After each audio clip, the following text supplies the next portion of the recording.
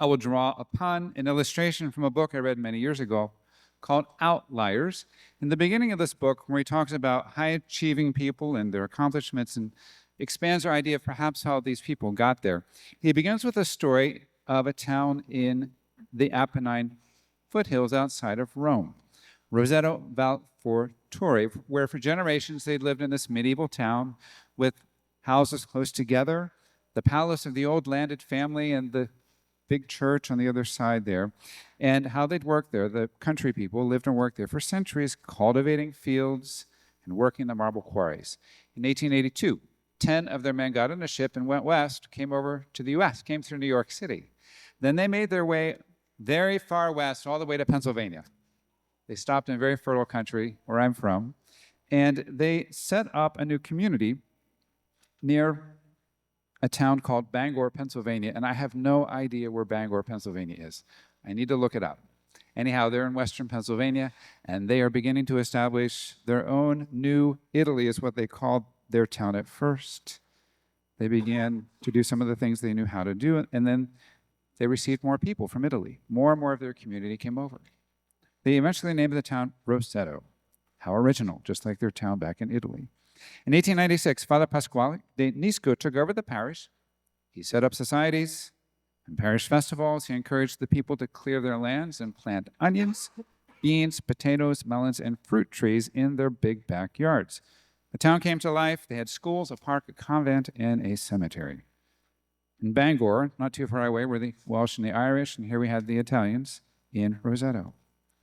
Fast forward to mid-20th century. We could see this happening in a lot of our cities in the United States, Midwestern cities that I've been to, some places where my family's from.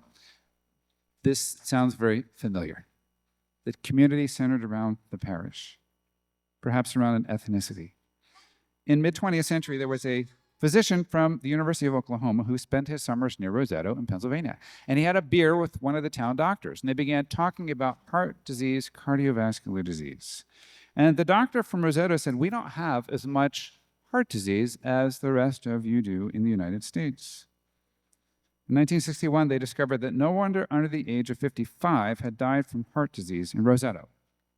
And for those over the age of 65, the rate of heart disease was half that of the United States. So they began to do some research and figure out, why is this? We want to help cure heart disease.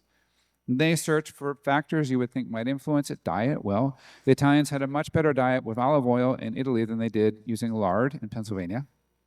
Exercise, genetics, nothing seemed to be out of the norm from what the rest of the U.S. was experiencing, except one other thing: the lifestyle of the people in Roseto.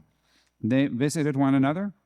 They stopped to talk Italian in the streets. They cooked for one another in their backyards.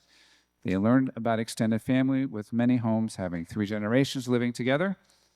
They went to Mass at the town church, Our Lady of Mount Carmel, and they had, in a town of under 2,000, over 22 civic organizations. Reminds us of parish life. Reminds me a little bit of St. Joseph. Many of us have multiple generations living under the roof. Our parish becomes a place of activity, an extended family for us here. One of the things the gospel reminds us of is, as we build community, pride will not build community. Pride, in fact, is a way to protect ourselves. Pride is a way to keep people at arm's length. And the examples that are given in the parables, in this chapter of Luke, we have before this last week's gospel with the widow, the persistent widow and the unjust judge, a parable. Today in the parable, we have a Pharisee and we have a tax collector.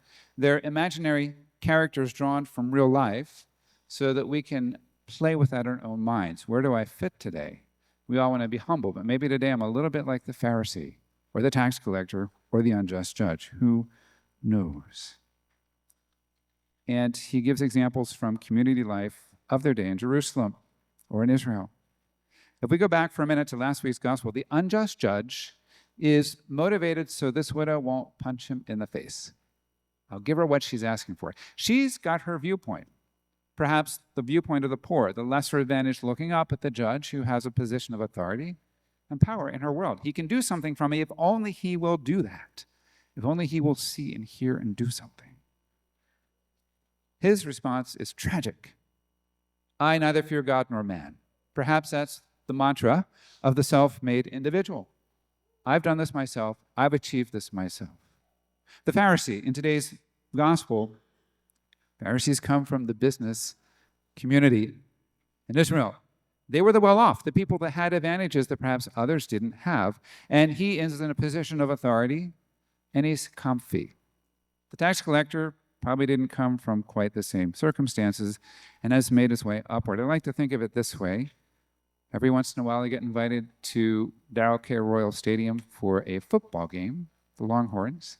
And my friends have season tickets, and they have season tickets where there's a big, huge restaurant and box seat holders have their own place to go out of the weather, way up high with a great view, their own row of seats, which is really nice.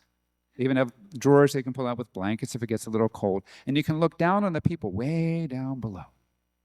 Now, they also have some tickets down there that they use as well. But I can imagine the Pharisee being like, Jesus, look, thanks for coming to my box seat. I've been to one of those over here where the Rangers play too, baseball. And isn't it good to be with me, Jesus? See what I've achieved. I can invite you. I can show you hospitality. And Jesus looks at him and said, I'm thinking, I pity you, Pharisee. You don't understand. And then the Pharisee points to another box seat, great view over there. Oh, that's the tax collector. He's achieved a lot. He's worked hard, but you know what? He's in a terrible situation. People hate him. He's a tax collector, and he came from another class. Look at those poor people down below in those metal seats in the sun. Don't they know they can buy those cushions at Walmart? If only they knew that. If only they weren't so ignorant. You can hear the workings of pride, right? Jesus say, you have no idea what that tax collector has been doing, how his life has changed. And in fact, he goes and sits with them down there.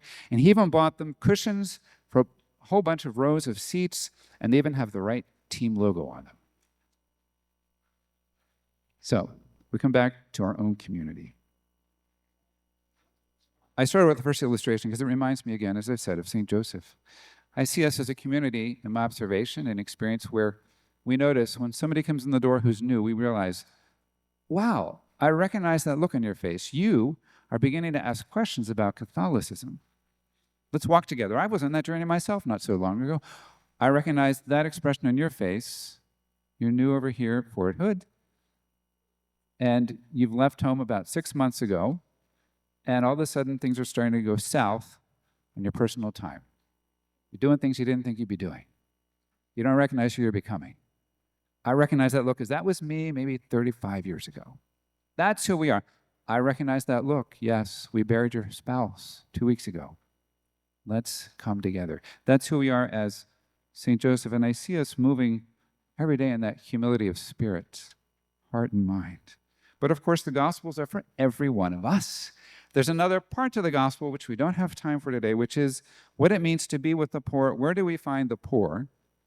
Oftentimes we just look in the mirror for poor in spirit, or perhaps materially.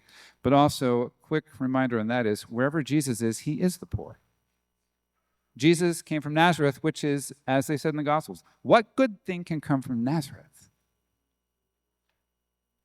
Jesus' parents, when they went to make offerings, made the cheapest offering. They couldn't afford the expensive offerings at the temple, and so forth. So Jesus for us is the poor, and always we need to be attentive to where he is and what he's asking us to think and do. Psalm 34, the Lord hears the cry of the poor, is one of my favorite psalms for so many reasons. Here's a psalm of identity with truth. Humility is the truth, reality. Pride is living in an imagined reality. Humility is true reality. My soul makes its boast in the Lord. Let the humble hear and be glad. The humble have the ability to hear, find, and see God. I sought the Lord, and he answered me and delivered me from all my fears. Look to him and be radiant. Who is not covered with shame? Who has connection with other in community? The humble. We need God first. Thank you, Lord, for another chance. And then we realize that others around us too. Their faces shall never be ashamed. Oh, taste and see that the Lord is good. Blessed is the man who takes refuge in him. Today we complete the movement with the past few weeks of the Catholic Services Appeal. You received envelopes as you came in. Some of you received envelopes at home, and you've already made your commitment. Thank you very much. We read a letter from the bishop 2 weeks ago, and last week we showed the video before Mass. This weekend, we ask every family to consider making a pledge to the CSA. This appeal allows us to care for our active and retired priests, helps those in need, and promotes a culture of life, encourages vocations, and educates our youth. We'd like 100% participation today, so even if you have made a commitment otherwise, at home, online, or if you are only able to pray, I'd ask you to still consider filling out a card right now.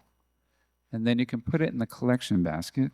You can fill out the appropriate parts in the card, your name, email address, your monthly gift or a one-time gift, or I'm not giving, I just want to pray.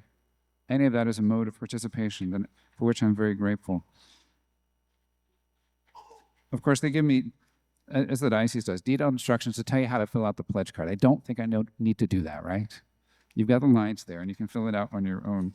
I will also be attending to my pledge. I make a monthly commitment, and I will be increasing mine a little bit this year. As I mentioned from time to time, we're very connected to the larger church here in Central Texas. In fact, the diocese is actually the church.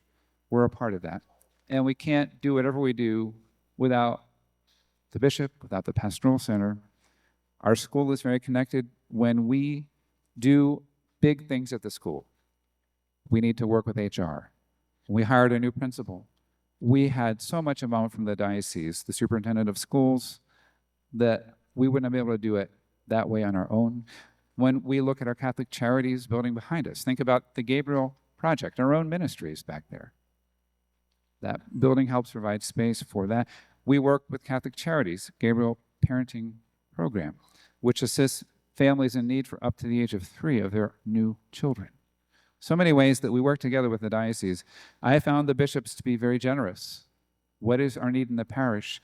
Even some programs we're doing this year, Communio, which we will talk more about, we're paying 1/10 of the cost, the diocese is paying the rest, and it will come directly back to us in the form of marriage enrichment, hope for our families. So thank you today for your attention to the Catholic Services Appeal. Please do not drop any loose cash in the collection basket. If you have cash for Catholic Charities, please put it in the envelope and seal it. And then at the time of our second collection, please put that in the collection. On behalf of Bishop Denny Garcia, I thank you very much.